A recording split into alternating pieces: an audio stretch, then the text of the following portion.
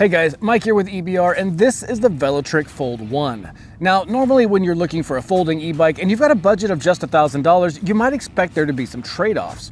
Now, sometimes that might mean a less punchy rear hub motor, sometimes a smaller battery with a little bit less range than you wanted, or other times it might just be a poor riding experience due to a design of a frame that wasn't quite right. But the Velotric Fold 1 here had some surprises. We're talking a very punchy 750 watt motor, a super low standover height of just 15.1 inches, making accessibility super easy, and I was able to get over 55 miles of range from a single charge. So let's take a deep dive on the Velotric Fold 1 here, and we'll see where it shines and where I think it could use some improvements.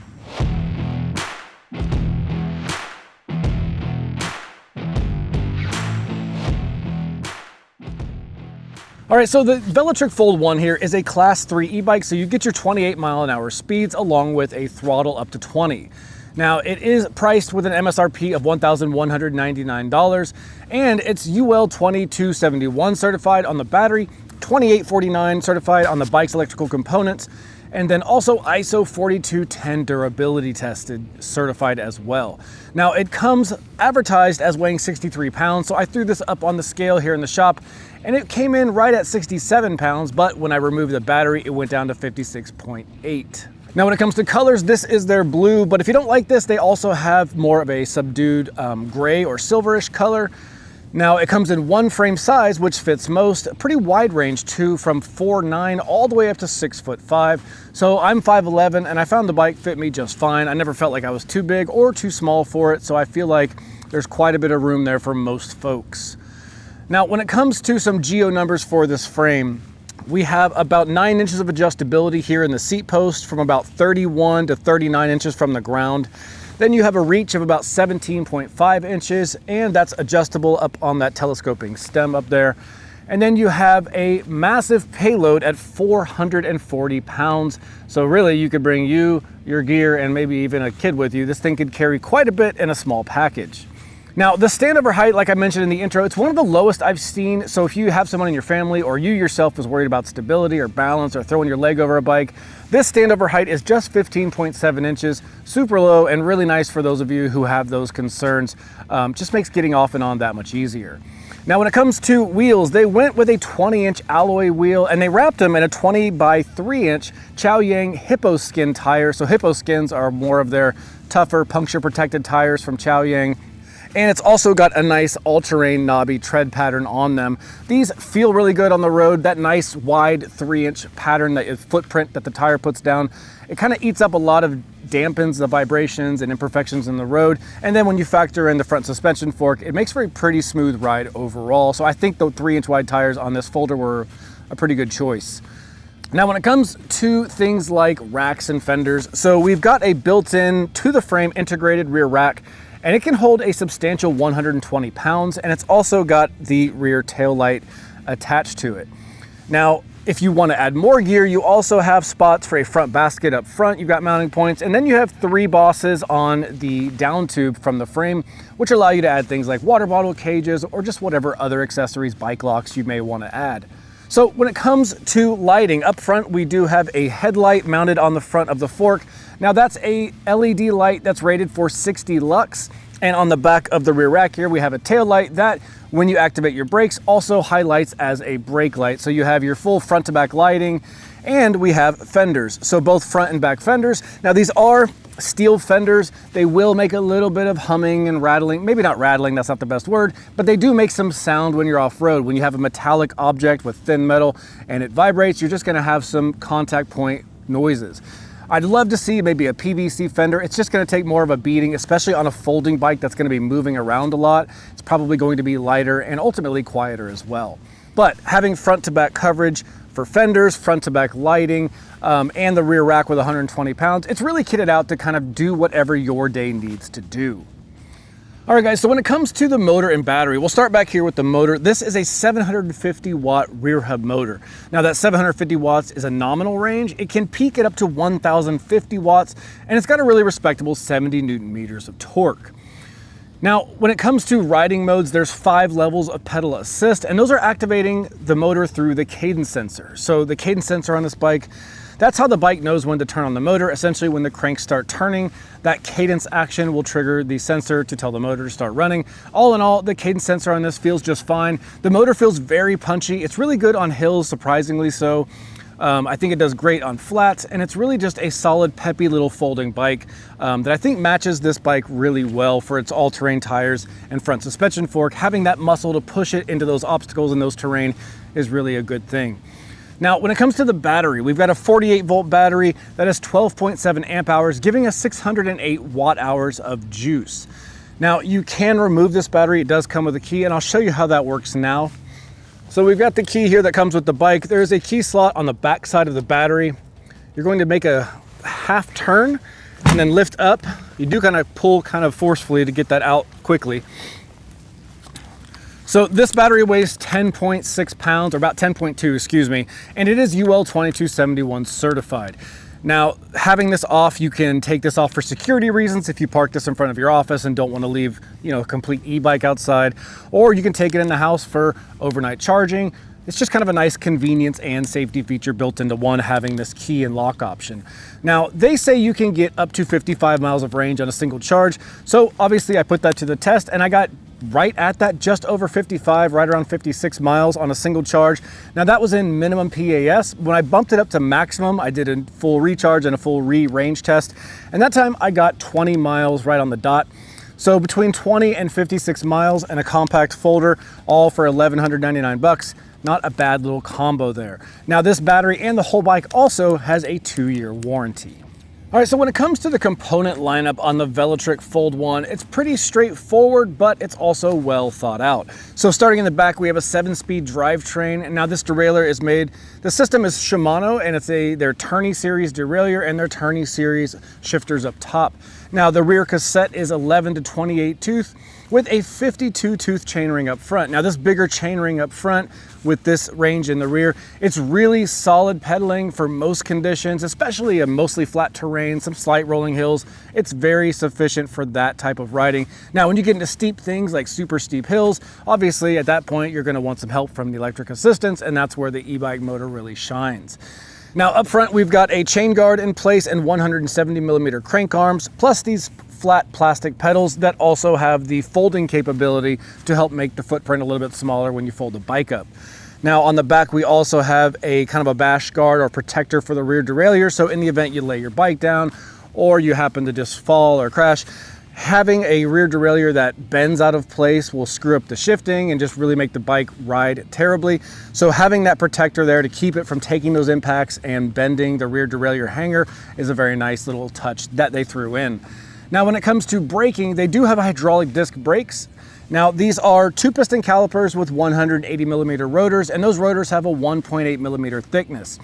Now, I will say braking on this bike has been very good, very solid, got a nice little modularity in the levers there. And all in all, I had no issues with braking. I just can't speak to longevity or servicing because they are unbranded brakes. But as far as performance goes and how they feel, no complaints from me. The stopping power was very good with this brake setup. Now, the saddle on this bike is the Velotric Comfort Ergonomic Saddle. It's got a spring supports on the bottom, plus a lot of cushion up top and a slightly wider kind of just seat print, if you will. All in all, I found this to be super comfortable saddle. This is one of those bikes that you can really ride for hours, and this saddle, to me, felt very, very good. Now, moving up front, we do have a front suspension fork with about 50mm of travel. Now, right now it's locked out, so you can see there's no compression on the suspension, but flipping this switch, the lockout switch, that will give you your travel back. And then you can simply lock it back out should you want to do that. Now, up front here in the cockpit, we do have the telescoping stem here that, as you can see, it's got a quick release lever. So if you need to dial in a fit for you, you can just do that quickly right there. The handlebars are alloy. They do have a rise to them, and they're 660mm wide. On both ends, you have lock-on ergonomic grips. Lock-on is nice just because it prevents the grip from twisting or sliding off over time. They've got like a retention hex screw in there that keeps it locked in place. On the right side, you've got your brake lever, your Shimano Tourney 7-speed shifter with a window to let you know what gear you're in, and then your obligatory e-bike bell. Over here on the left side, you've got your display, your push throttle, and your left side brake lever, along with another ergonomic grip. Then you have your pretty simple display. Now, as far as wiring goes and the overall cleanliness of it, they've done a good job of tying things up for the most part, although you can see the headlight cable kind of gets exposed here and runs loosely to the front. Not a huge issue, but I'd like to see these cleaned up a little bit more in future releases, but never had any issues with it as far as my testing, even folding and moving it. Nothing got in the way, just more of a pet peeve. I'd like to see it cleaned up a little bit. Now, that leaves us with the display. Now, this is a pretty small display, so let's take a closer look at it and what it has to offer. All right, so this is the home screen on the display. Very straightforward, but has all the info you need. Plus you have a little USB charging port on the bottom side here. Now on the home screen of the display, you've got your speed in the center in miles per hour. You've got your battery level bar up top. You've got your odometer here as a data screen point on the bottom right, and then your current pedal assist level based on how you use these controls on the left-hand side. Now, if you want to change some things, you can, but first let's take a look at the data screens. If you cycle the power button, it'll roll through different data screens. So right now we've got the trip meter, we go to the odometer, the average speed, the max speed, the trip timer, and then back to the trip meter and odometer. Now, if you want to change some more advanced settings, you can hold the plus and minus. That's going to take you to units of measurements where you can change between kilometers and miles per hour. Here you can change how long it takes the bike to shut off when you stop using it. Right now it's set to 5 minutes, but you can change that to what you prefer. You can also change the display brightness, and you can cycle back to units of measurement. So just only a few things you can tweak on the back end, but if you want to get out of here, hold plus and minus, and it takes you back to the home screen. And now there is no, there's no app for this bike, but Velotric does have an app for some of their upper, more premium e-bikes. So if you're looking for a bike that does have an app, just check out some of their other models. All in all, straightforward, to the point, but everything you need and not a lot of fluff that you don't. All right, guys, we are out here on the Velotric Fold, and I don't know if you can see it on the screen, but I have no pedal assist right now. With this big 52 tooth chain and the fairly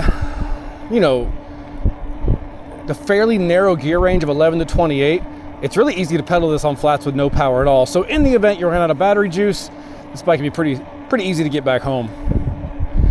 But let's change that. Let's put the battery, actually I'm gonna keep it off for a minute. I want to talk about the comfort in the Geo. So nice and upright, super comfortable, big wide saddle. You know, these bikes are built for commuting and easy rides. They're not built for performance. Now, one good offset of that is you get very comfortable bikes. And so this thing is super comfortable. You do have some adjustability down in the stem that collapses for the folding. So you can kind of dial in the height for the handlebar that works best for you. I'm 5'11", I feel like I have plenty of room on this. So those of you north of 6 foot should be pretty good. Now, let's talk about this motor. So no pedal assist on right now. Only sound I can hear, besides that guy's leaf blower, is a little hum from the tires. You know, they're 3-inch fat tires with some knobbies, so they're gonna make some noise on pavement. But let's kick on the motor and see if we hear anything. So yeah, so we got a little bit of motor noise, but I went all the way to PAS4. Let's see PAS1. So I hear, I want to slow down because PAS1 goes pretty low. PAS1 is tied, so the PAS levels are tied to speeds, and on PAS1 it's about 10 miles an hour. So there we go. I don't hear that motor, I hear the tires still. Let's go to a higher one.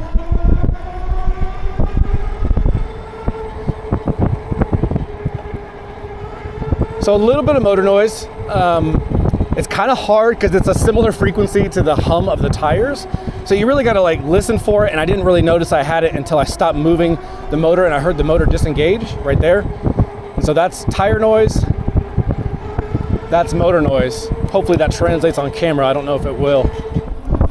All right, so let's get up to speed.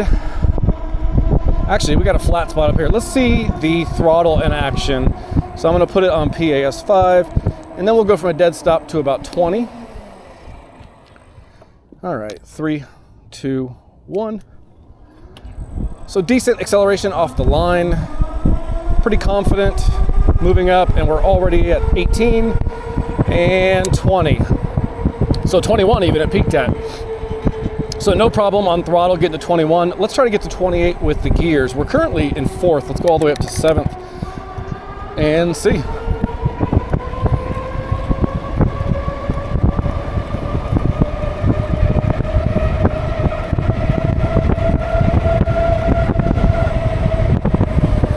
All right, so I was able to get to 28.5 or so on my app, and I think I saw 28 or 29 on the display. Sorry, I was bouncing my eyes between the road and the monitors, but somewhere in 28, 29 we were going there.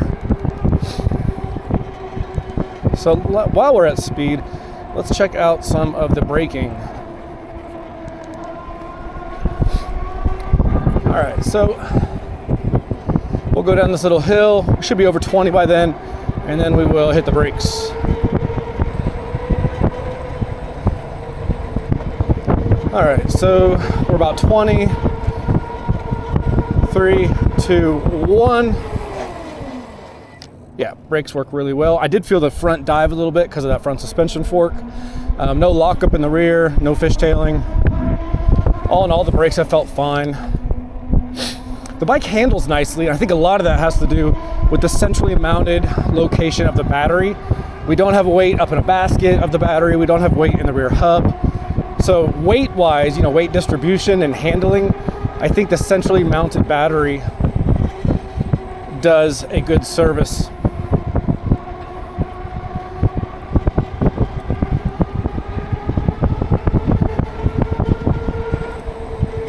So I've noticed in 7th gear, I do have pedaling pressure all the way up to 28. It got a little light up in the higher 20s, but with the big chain ring and the extra power you got, even if you did get to a hill that was having a hard time, you've got battery power to help get you up over it.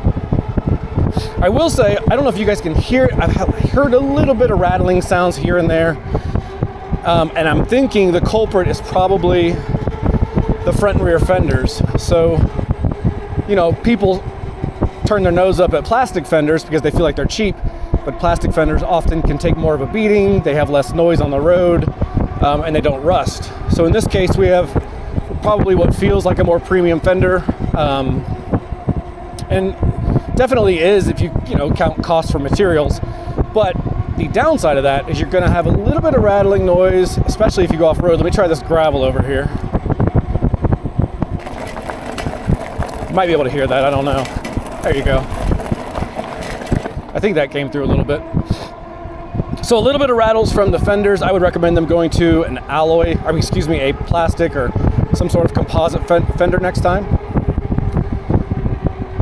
But all in all, the bike rides really easy, which I think is a good sign for any folding style commuter bike. People want easy access, easy on, easy off. And with this 15-inch step through frame, I mean, it's really easy on and easy off. You don't have to worry about tripping and throwing your leg over a bar, so that part's nice as well. All right, so let's use throttle up over this hill up ahead. It's a short hill, but it is about a 9% grade. There's a sign there. So let's use the throttle only and see what kind of speeds we gain or lose. 3, 2, 1, 16 miles an hour. Oh shoot, I was in PAS2. That's my bad, guys. Let's turn it around and hit it again. Make sure it's clear. We're clear. Short wheelbase like that makes turning around really easy without going off the trail. All right, so I'm gonna get a couple feet down the road here, and then we will turn around and use only throttle to see how that 70 Newton meters of torque sizes up against this hill. Yeah, super tight turns. That's kind of fun. All right, so let's get up to about 15 or 16 again. PAS 5, and boom, 3.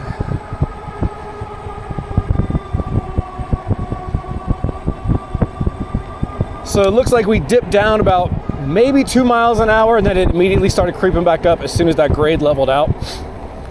You've got a 750 watt rear hub motor with 70 Newton meters of torque, and it has the capability of peaking it up to 1050 watts.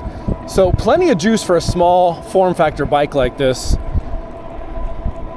And then you always have the plus of being able to fold it in half for a smaller storage footprint. This is really going to be good for those of you guys who commute or do hybrid commutes. And when I say hybrid commute, you guys will probably know what I mean that do it, but basically you might ride your bike to a bus stop and then need to fold your bus or your bike up to get on the bus. And you need something that's easy to put on the bus, get off the bus, and continue your commute.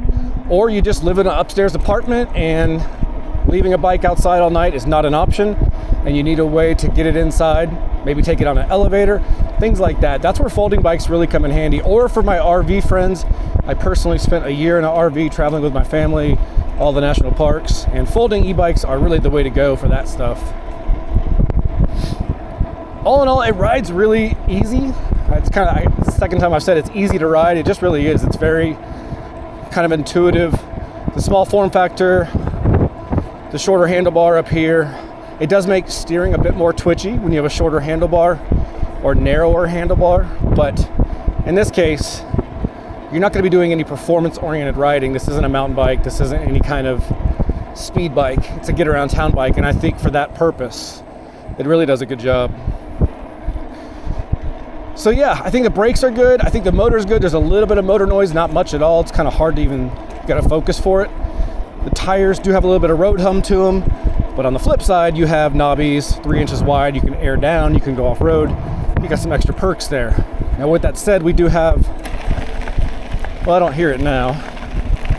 On rougher terrain, there's a little bit of fender rattle, but that's kind of expected with metal fenders as well.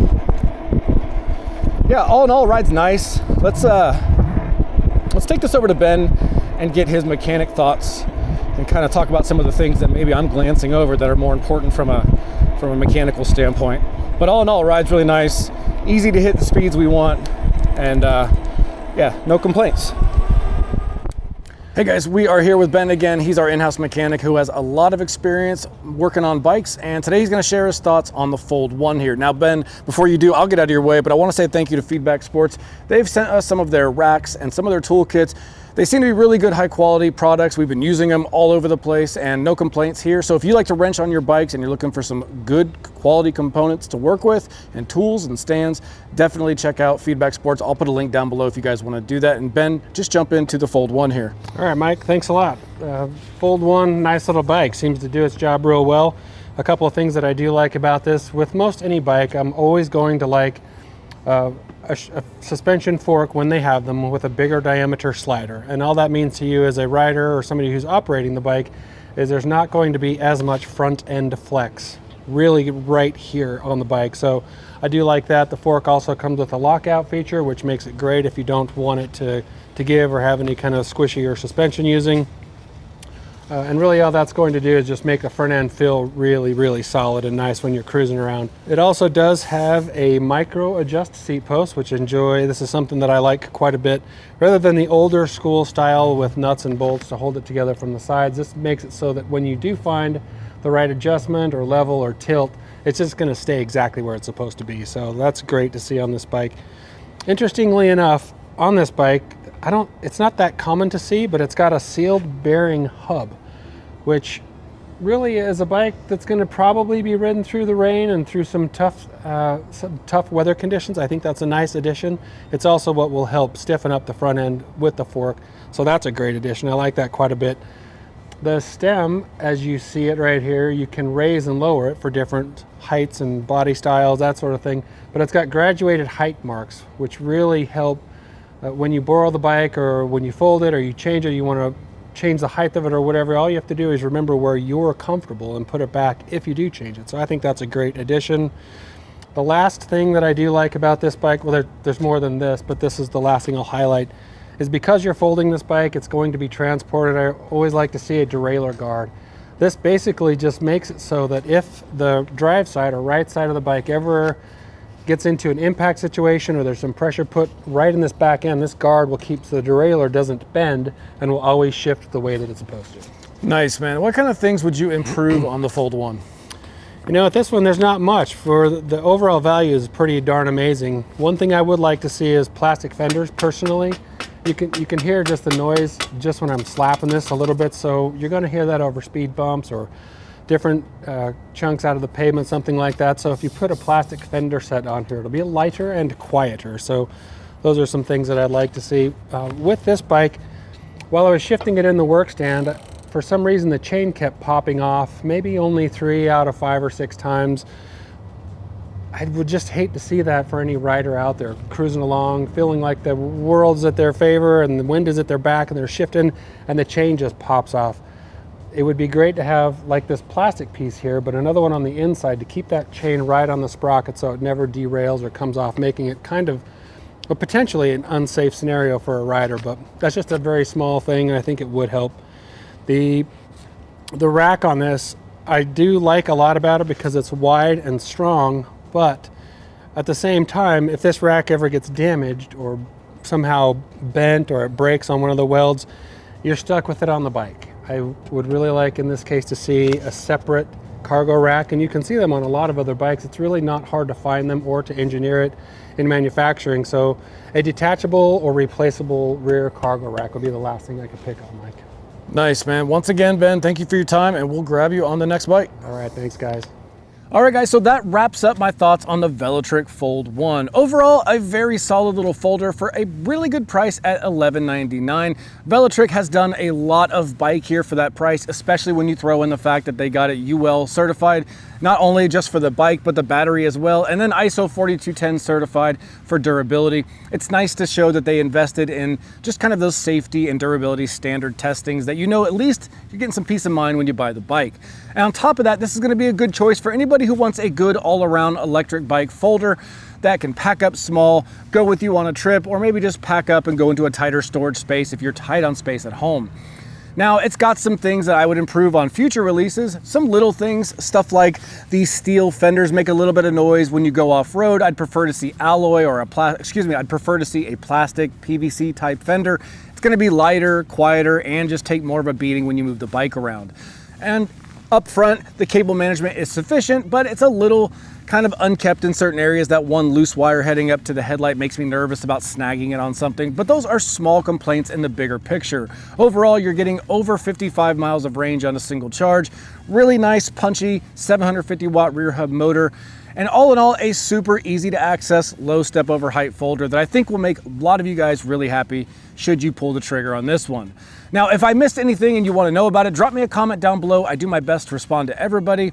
And until I see you the next time around, consider liking, subscribing, and we'll see you guys on the next review.